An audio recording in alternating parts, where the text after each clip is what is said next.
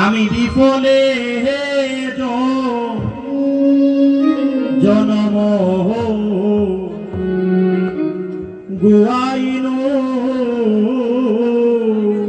কথাগুলো লক্ষ্য করবেন। হরি হরি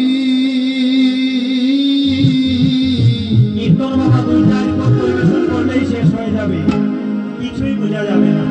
বিফলে তাই মনোযোগ সহকারে বসুন আর ধৈর্য ধরে শ্রবণ করুন।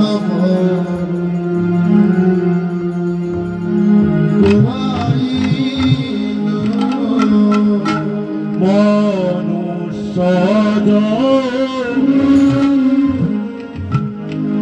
জনম পাইয়া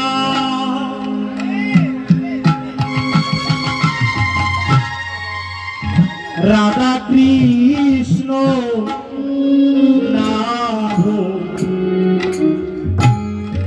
না বুঝিয়া হে মনুষ্য কিসের জন্য এই দেহটা পেলাম?